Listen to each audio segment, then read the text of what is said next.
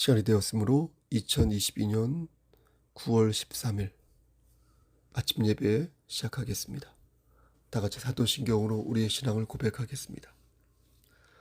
전능하사 천지를 만드신 하나님 아버지를 내가 믿사오며 그 외아들 우리 주 예수 그리스도를 믿사오니 이는 성령으로 잉태하사 동정녀 마리아에게 나시고 본디오 빌라도에게 고난을 받으사 십자가에 못 박혀 죽으시고 장사한 지 사흘 만에 죽은 자 가운데에서 다시 살아나시며 하늘에 오르사 전능하신 하나님 우편에 앉아 계시다가 저리로서 산 자와 죽은 자를 심판하러 오시니이다. 성령을 믿사오며 거룩한 공예와 성도가 서로 교통하는 것과 죄를 사해 주시는 것과 몸이 다시 사는 것과 영원히 사는 것을 믿사옵나이다. 아멘. 사랑과 은혜가 풍성하신 하나님 아버지, 하나님의 크신 사랑을 진심으로 감사드립니다. 우리를 하나님의 자녀로 삼아주셔서 영원한 생명을 얻게 하여 주시고 우리와 언약을 체결해 주셔서 하나님과 신실한 관계 속에서 성령 하나님과 동행하는 삶을 살 수 있도록 도와주시는 애 감사합니다. 하나님, 혹시 우리가 어제 죄를 지었는데 회개하지 아니하고 새로운 하루를 맞이했다면 이 시간 주님의 보혈로 우리의 죄를 씻어주시고 정결한 마음으로 하나님께 예배 올릴 수 있도록 우리의 심령을 붙잡아 주시옵소서. 하나님, 우리가 간절히 바라곤 하는 것은 우리가 서 있는 그 자리에서 예수 그리스도의 향기를 바라는 자 되기를 소원합니다. 하나님을 근신되게 하는 것이 아니라 하나님을 기쁘시게 하는 삶을 살기를 소원합니다. 우리의 의지와 역량이 부족하여서 마귀가 쳐놓은 올가미에 걸려들 때가 많이 있지만 그때마다 하나님의 말씀을 붙잡고 다시 일어설 수 있도록 하시고 하나님 말씀 안에서 회복되어서 독수리 날갯짓을 할 수 있도록 붙잡아 주시기를 간절히 바라옵고 원하옵나이다. 우리 송석교회가 이 지역사회에서 구원의 방주로서의 역할을 잘 감당하기를 원합니다. 세상의 논리, 자본의 논리, 만모니즘에 빠져서 하나님의 영광을 가리는 교회가 되지 않도록 하시고 비록 숫자는 적지만 하나님 보시기에 아름다운 교회 공동체 되어서 초대교회의 정신을 이어받는 교회 되어서 하나님께 영광 돌리는 그런 반듯한 교회 공동체 될 수 있도록 붙잡아 주시옵소서. 우리 심신이 연약한 지체들을 위해 기도합니다. 하나님께서 함께 하시사 저들의 세포를 건강한 세포로 만들어주시고 저들의 상한 마음을 하나님 만져주시고 위로하시사 하나님 말씀 안에서 회복될 수 있도록 붙잡아 주시옵소서. 사람을 바라보지 아니하도록 하시고 하나님만을 바라보며 하나님의 주권을 받들며 하나님을 의지하는 우리 성도들 될 수 있도록 도와주시옵소서. 모든 것들이 하나님 말씀 안에서 합력하여 선을 이룰 수 있도록 하시고 힘들고 지칠 때마다 기도하고 찬송하고 말씀 보면서 하나님의 뜻을 아름아름 새겨가는 우리 교회 공동체 될 수 있도록 우리 지체 하늘에 권속될 수 있도록 끝까지 인도하여 주시기를 소원합니다. 군복무 중에 있는 한영 형제와 현창 형제에게 함께 하시고 수험생 성훈이와 예원이와 휘석에게 함께 하시고 우리 어린 심령들에게 함께 하시고 항암 치료 중인 우리 김필순 권사님에게 함께 하시고 심신이 매우 쇠하여진 우리 고재욱 권사님에게 함께 하시고 박처지 권사님과 우리 권사님들 성두경 권사님, 황금자 권사님, 우리 김미애 권사님, 우리 박승자 권사님, 우리 성용자 권사님, 우리 전미경 권사님, 우리 여러 권사님들 말씀 안에서 승리하여서 기름을 준비한 다섯 처녀가 될 수 있도록 주여 저들의 삶을 선도하여 주시옵소서. 우리 양장로님과 김부석 장로님 함께 하시고 하나님 보시기에 합한 삶이 될 수 있도록 하시고 더욱더 신앙의 모범을 보일 수 있도록 도와주시고 기관장과 셀 리더들에게도 함께 하시사 신앙의 모범을 보임으로써 독수리의 날갯짓을 할 수 있도록 붙잡아 주시옵소서. 우리 이미자 전도사님에게도 함께 하시사 영육의 강건함을 허락하여 주시옵소서. 모든 말씀 우리를 죄에서 구속하여 주신 주 예수 그리스도인 받들어 감사하며 기도드렸사옵나이다. 아멘. 하나님 말씀 누가복음 10장 25절에서 37절 말씀입니다. 누가복음 10장 25절에서 37절 신약성경 제성경으로 110쪽입니다. 25절 어떤 율법 교사가 일어나 예수를 시험하여 이르되 선생님 내가 무엇을 하여야 영생을 얻으리이까? 예수께서 이르시되 율법에 무엇이라 기록되었으며 내가 어떻게 읽느냐? 대답하여 이르되 내 마음을 다하며 목숨을 다하며 힘을 다하며 뜻을 다하여 주 너의 하나님을 사랑하고 또한 내 이웃을 내 자신같이 사랑하라 하였나이다. 예수께서 이르시되 내 대답이 옳도다. 이를 행하라 그러면 살리라 하시니 그 사람이 자기를 옳게 보이려고 예수께 여짜오되 그러면 내 이웃이 누구니이까? 예수께서 대답하여 이르시되 어떤 사람이 예루살렘에서 여리고로 내려가다가 강도를 만나매 강도들이 그 옷을 벗기고 때려 거의 죽은 것을 버리고 갔더라. 마침 한 제사장이 그 길로 내려가다가 그를 보고 피하여 지나가고 또 이와 같이 한 레위인도 그곳에 이르러 그를 보고 피하여 지나가되 어떤 사마리아 사람은 여행하는 중 거기 이르러 그를 보고 불쌍히 여겨 가까이 가서 기름과 포도주를 그 상처에 붓고 싸매고 자기 짐승에 태워 주막으로 데리고 가서 돌보아 주니라. 그 이튿날 그가 주막 주인에게 데나리온 2를 내어주며 이르되 이 사람을 돌보아 주라.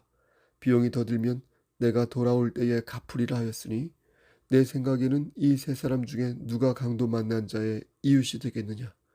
37절 이르되 자비를 베푼 자니이다. 예수께서 이르시되 가서 너도 이와 같이 하라 하시니라. 아멘. 하나님 이 말씀을 들어 사용하여 주시옵소서. 이 시간 간절히 바라옵고라는 것은 우리 안실원 집사님에게 함께 하시고 인도하시사 지금 하고 있는 이 사업 하나님께서 역사하시사 어려움 없도록 하시고 유종의 미를 잘 거둘 수 있도록 끝까지 함께하여 주시옵소서. 말씀을 전하고자 하오니 반듯하게 잘 전할 수 있도록 도와주시옵소서.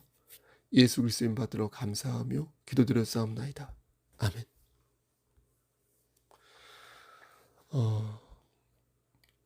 녹음을 하다가 살에 걸려가지고 다시 하고 이번엔 걸려도 다시 녹음하지 않고 그대로 가겠습니다. 말씀으로 은혜 받으시기를 소원합니다. 기독교는 관념적이고 추상적인 종교가 아닙니다. 우리의 실생활 생활 속에서 살아 숨쉬면서 우리의 가치관과 신념에 지대한 영향을 미치는 실제적이고 실천적인 종교가 기독교입니다. 그래서 교회는 이 사회에 책임을 갖습니다. 만약 교회가 외딴 섬에 홀로 있거나 칠흑 같은 어둠 속에서 이렇게 잠행하는 공동체라면 하나님께서는 애당초 우리에게 빛이 되고 소금이 되라고 말씀하지 않으셨을 것입니다. 마가복음 4장 21절 말씀을 보면 기독교가 어떤 종교인지 분명히 알 수 있습니다. 또 그들에게 이르시되 사람이 등불을 가져오는 것은 말 아래나 평상 아래에 두려함이냐 등경 위에 두려함이 아니냐.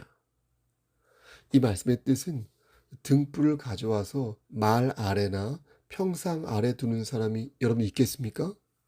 없지요. 없습니다. 여기서 말이란 부쉘이라고 하여서 여러분 아시죠? 곡식을 재는 그 도량용 기구를 말합니다. 평상이란 침상을 말하고요. 그러니까 등불을 가지고 왔으면 등경 위에 두어야지 말 아래나 평상 아래에 두는 법은 없다는 것입니다. 왜냐하면 등불의 목적은 어둠을 몰아내는 데 있는데 말 아래에 두거나 평상 아래에 두면 여러분 어둠을 물리칠 수 있겠습니까? 없지요. 그러니까 기독교는 복음을 드러내는 종교이고 교회는 그것을 실천하는 공동체라는 것입니다. 등불이 있으면 등경 위에 올려놓아서 세상을 밝힐 생각을 해야지 방구석에 처박아 놓으면 어떻게 되겠습니까? 진짜 교회의 모습이 아니라는 것이죠. 예수님께서는 모든 죄악과 어둠을 몰아내시고 진리의 세계를 건설하시기 위해 이 땅에 오셨습니다.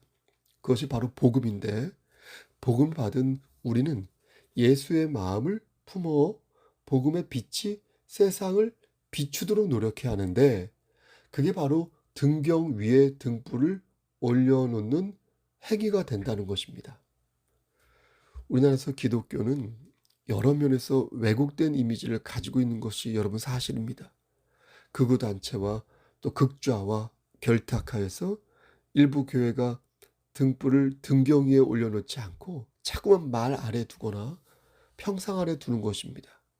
말과 평상은 하나님의 말씀을 왜곡하는 상징적인 의미를 갖습니다.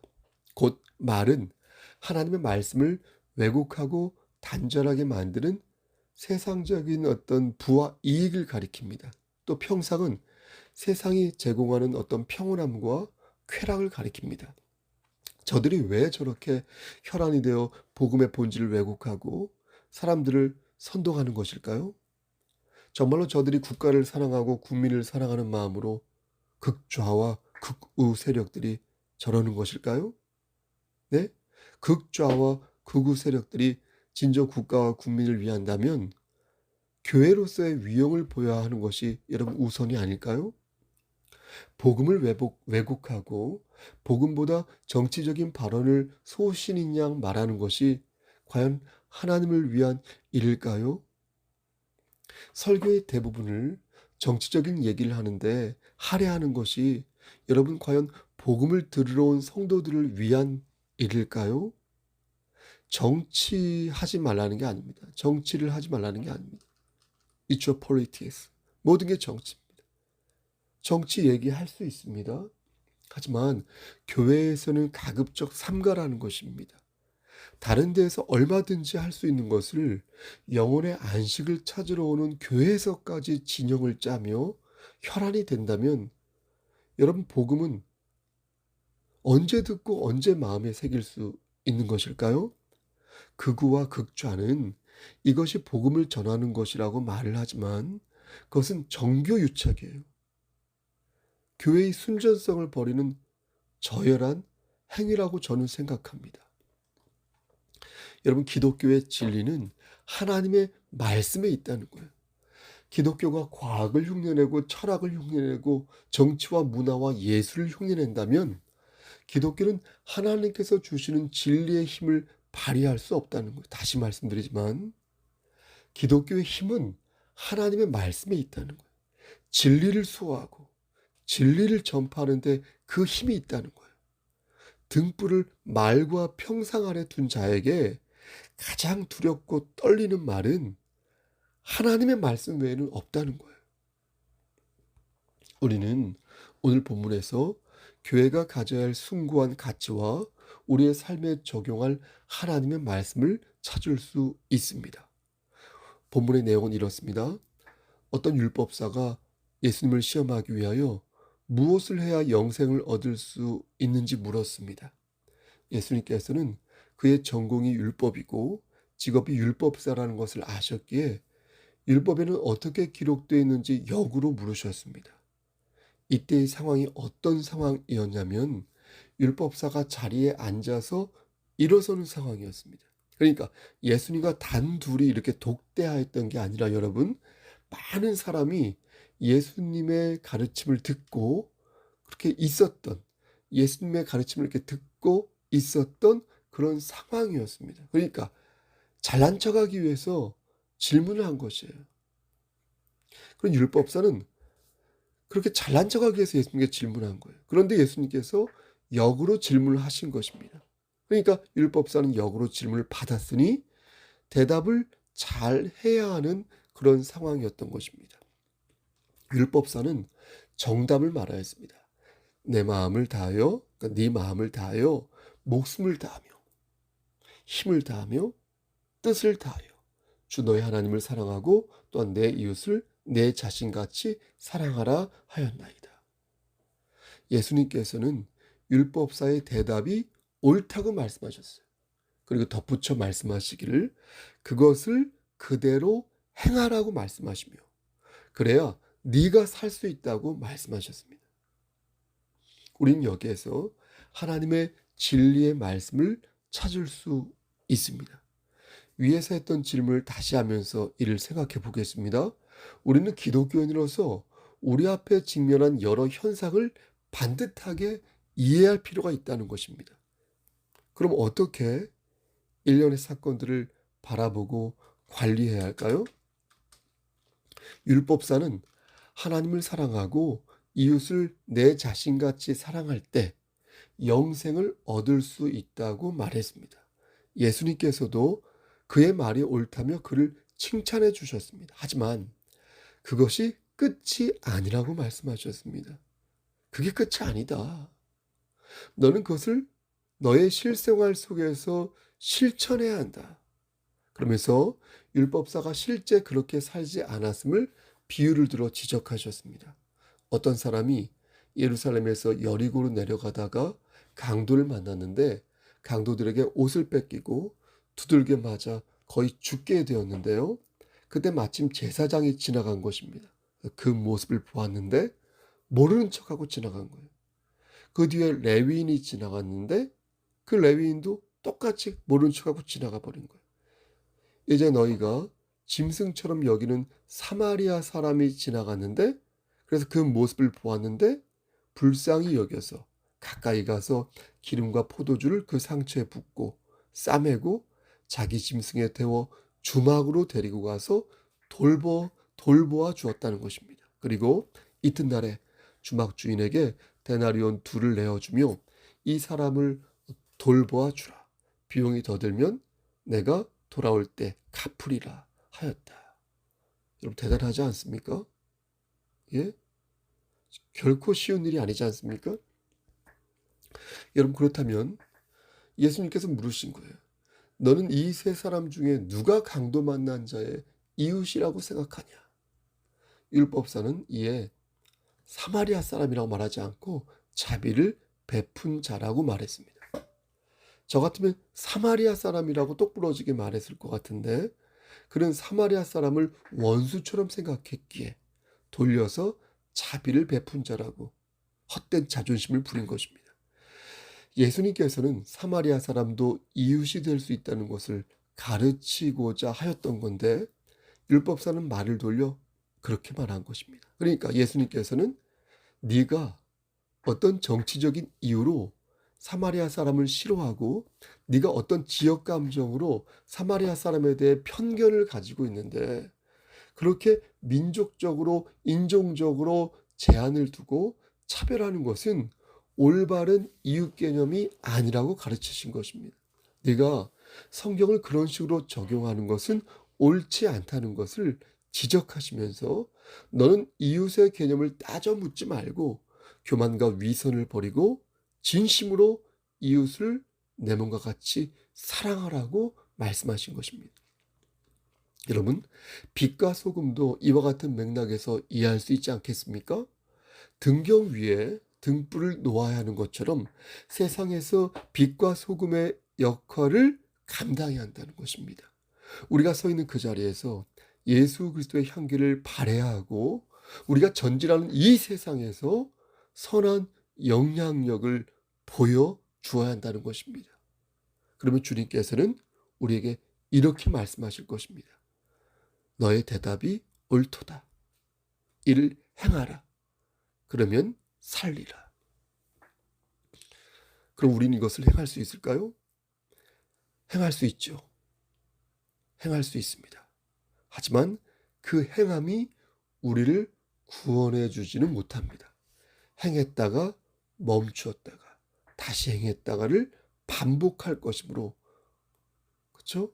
이 행함으로 우리의 죄가 사하여질 수 없습니다. 곧 영생은 행함으로 얻는 것이 아니라 무엇으로 얻는 것이에요? 하나님의 은혜이신 믿음으로 얻는 것이기에 우리는 이를 행하여도 이 행함이 우리를 의롭게 만드는 것은 아닌 것입니다. 그럼 주님은 왜 율법을 행하라고 말씀하신 것일까요, 여러분? 예수님께서는 율법사의 답을 들으시고 그가 옳은 답을 했다고 말씀하셨습니다. 그것은 예수님께서도 하나님의 뜻을 행하는 것이 중요하다는 사실을 익히 강조하신 것입니다. 그렇죠? 하지만 그렇다고 해서 율법사의 지식을 찬양한 것은 아니었습니다. 예수님께서는 율법사의 의도를 하셨기에 비유를 통하여 네가 진정 율법을 실천하고 있는지를 뼈저리게 느끼게 하신 것입니다. 결국 우리가 율법을 지키기 위해서는 여러분 보십시오. 반드시 하나님의 주권적 은혜에 의존할 수밖에 없는 것이며 이는 우리 역시 율법사처럼 그 어떤 사람을 미워하고 그 어떤 이념에 창념하여 벗어나지 못하고 있음을 아는 것입니다. 하나님의 말씀은 여러분 실천하기가 어렵습니다. 하지만 하나님의 은혜를 붙잡고 실천하기 위해 몸부림칠 때 우리는 하나님이 기뻐하시는 믿음직한 반듯한 그리스도인이 될 수 있는 것입니다. 만약 그렇지 않으면 우리도 오늘 본문에 나오는 말만 번지르게 하는 율법사와 다르지 않게 되는 것입니다. 율법사가 진정 지혜로운 자였다면 주님 앞에 무릎을 꿇고 주의 은총을 바라야 했습니다. 하지만 그는 그렇게 하지 않았습니다. 애매한 답을 하면서 자신의 마음을 감추는데 급급했습니다. 사랑하는 우리 송석교회 성도 여러분, 다시 질문하겠습니다. 우리는 하나님의 말씀을 어떻게 풀어서 이해할까요? 어떻게 이 사회를 바라보고 어떻게 옳고 그름을 반듯하게 구분하며 살 수 있을까요? 귀 있는 자는 성령의 음성을 들으시길 바랍니다. 하나님께서는 오늘 본문을 통해 우리에게 그 기준을 가르치십니다. 여러분 그것이 무엇입니까? 그것은 바로 생명입니다. 생명.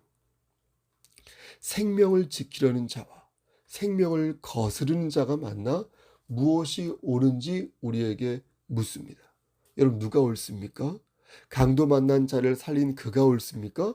아니면 강도 만난 자를 외면하고 자기 목소리만 내는 그들이 옳습니까?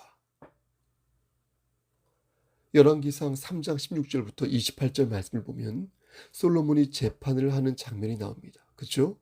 두 여자가 솔로몬에게 와서 한 아이를 두고 서로 자기 아들이라고 말을 하였습니다. 주장한 것입니다. 솔로몬은 가만히 생각하다가 칼을 가져오라 하고 어떻게 했습니까? 두 여자가 보는 앞에서 살아있는 아기를 둘로 나누려고 하였습니다. 이에 진짜 그 아기의 엄마가 마음이 불붙는 것 같아서 솔로몬에게 뭐라고 말합니까? 내 주여, 산 아이를 그에게 주시고 아무쪼록 죽이지 마옵소서 라고 말했습니다.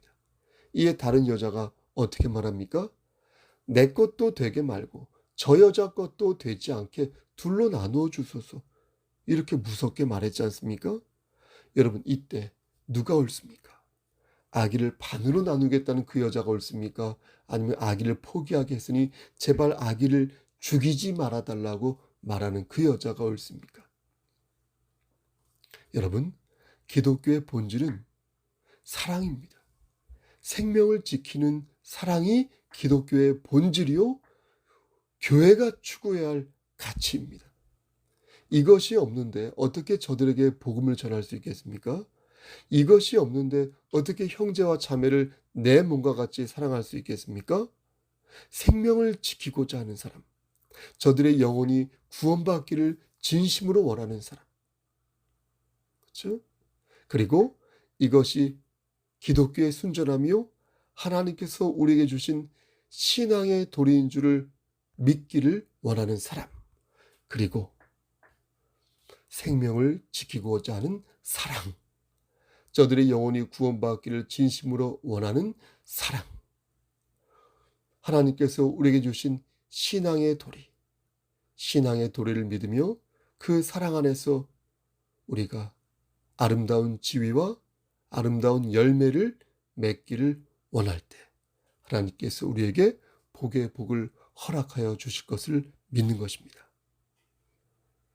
극우, 극좌, 신천지의 이만희, 하나님의 교회 안상우 그런 교주를 보고 우리가 분노하는 이유는 그 속에 생명이 없기 때문입니다. 일부 진리를 파는 모난 교회의 공동체의 그런 모습을 보며 행동을 보며 우리가 분노하는 이유도 그 속에 생명에 대한 막중한 책임과 도리가 없기 때문입니다. 여러분, 우리 교회는 그래서는 아니 되겠습니다. 여러분, 하나님께서 우리에게 원하시는 것은 무엇입니까? 사랑입니다. 진심으로 하나님을 사랑하고 진심으로 이웃을 내 몸과 같이 사랑하는 마음을 우리가 갖기를 원하십니다. 우리가 그렇게 살 때 우리의 삶은 지금보다 더욱 윤택한 삶을 살 수 있게 될 것입니다. 이웃을 내 몸과 같이 사랑할 때 내 삶이 더 행복해지고 내 삶이 더 윤택해질 것입니다. 하나님을 내 삶의 우선으로 여길 때 예비된 복들을 받아 누리게 될 것입니다. 먼저 교회 공동체 된 자로서 가까운 지체들을 돌아보시고 우리 교회에 속한 여러 지체들 중에서 심신이 연약한 자들에게 전화도 한 통 넣어주시고 문자도 한 통 넣어주시고 좀 더 관심을 기울여 주셔서 우리가 합력하여서 선을 이루고 서로의 짐을 함께 짐으로써 사랑을 나눌 수 있도록 실천하였으면 좋겠습니다. 빌립보서 1장 8절 말씀을 읽으며 오늘 강서를 마치겠습니다. 이 말씀대로 오늘을 사시기를 바라며 하나님의 말씀을 읽어보겠습니다. 예수 그리스도의 심장으로 너희 무리를 얼마나 사모하는지 하나님이 내 증인이시니라. 아멘. 하나님, 이 말씀을 통하여 우리가 사랑을 실천할 수 있도록 하시고 말씀대로 예수 그리스도의 심장을 가지고 지체를 사랑하며 내 이웃을 내 몸과 같이 사랑하여 내 삶이 더욱 풍요롭고 윤택해질 수 있도록 주여 우리의 심령을 붙잡아 주시옵소서. 모든 말씀 예수 그리스도인 받들어 감사하며 기도드렸사옵나이다. 아멘. 이제는 우리를 죄에서 구속하여 주신 우리 구주 예수 그리스도의 은혜와 아버지 하나님의 망극하신 그 사랑하심과 성령 하나님의 교통하시고 인도하시는 모든 역사하심이 기독교의 본질 사랑, 생명을 지키는 사랑, 우리 교회가 추구해야 할 가치, 그 사랑을 마음에 새겨서 하나님을 기쁘시게 하는 삶을 살기를 소원하는 여기 모인 성도와 그들의 가정과 이 재단과 이 나라 위에, 그리고 잘 모르지만 이 말씀을 듣고 회개하고 다시금 간청하여 하나님 중심의 삶을 살기를 결단하기를 소원하는 익명의 우리 지체들 머리 위에 하나님의 사랑하심이 세세토록 함께 계실지어다. 아멘. 예배 마쳤습니다. 지금 시간이 새벽 2시 14분인데 오늘은 정신이 좀 맑아서 녹음을 먼저 하였습니다. 3시간 후에 예배 시간에 만나 뵙도록 하겠습니다. 편집은 간략하게 하도록 하겠습니다. 여러분 무슨 일 있으면 연락 주시고요. 말씀 안에서 승리하시기를 간절히 바라겠습니다. 샬롬.